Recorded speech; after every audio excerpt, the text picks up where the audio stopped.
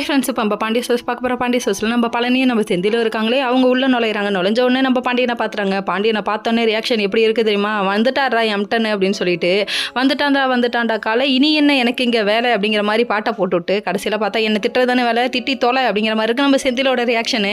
என்னடா அது இந்தளவுக்கு இறங்கிட்டோமே அப்படிங்கிற மாதிரி ஆயிடுச்சு. ஆஜராயிட்டேன் திட்ட ஆரம்பி அப்படிங்கிற மாதிரி ஆயிடுச்சு. இவர் திட்டுன்னு திட்டுறாரு. நீ என்ன கழுவி ஊற்றினாலும் எனக்கு ஒன்றும் உரைக்க போகிறதில்ல அப்படிங்கிற மாதிரி ஆயிடுச்சு.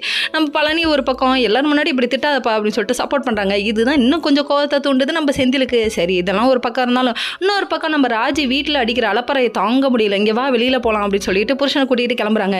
எங்கடி என் பிள்ளையை கூட்டு போகிறேன், உங்கள் பிள்ளையை ஒன்றும் பண்ண மாட்டேன் விடுங்கன்னு சொல்லிட்டு கூட்டு போயிட்டு என்ன பண்ணலான் இருக்க, அரியரை கிளியர் பண்ணுவா மாட்டியா அப்படின்னு சொல்லிட்டு குத்தி காமிக்கிறாங்க. ஏமா நீ அரியர் வைக்கலங்கிறதுக்காக ஓவராக பண்ணக்கூடாது. அரியர் வைக்கிறவன் தான்ப்பா திறமசாலியாக இருப்பான் பின்னாடி. அதெல்லாம் உனக்கு எங்கப்பா புரிய போகுது அப்படிங்கிற மாதிரி ஆயிடுச்சு. சரி பரவாயில்ல விடுங்க, இவங்க அரியர் வைக்காத ஒரு சங்கம் போல் நம்ம அரியர் வைப்பவரோட சங்கம்னு போட்டுடலாம் அப்படிங்கிற மாதிரி ஆயிடுச்சு.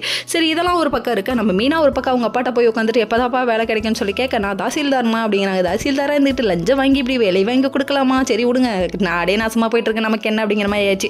சரி இது ஒரு பக்கம் இருந்தாலும் நம்ம மீனாவை பற்றி பேசிகிட்டு இருக்காங்க. நம்ம செந்திலும் கதிரும் பேசிகிட்டு இருக்க டைமில் அதான் அமௌண்ட் கொடுத்தாச்சு, அப்புறம் எப்படி வேலை கிடைக்கும் நீங்கள் சொல்கிறீங்கன்னு கதிர் கேட்குறாரு. இல்லைப்பா அவங்க ஆஃபீஸில் லோன் போட்டு இவங்க வாங்கிட்டு வந்திருக்காங்கப்பா அப்படின்னு சொல்லிட்டாங்க.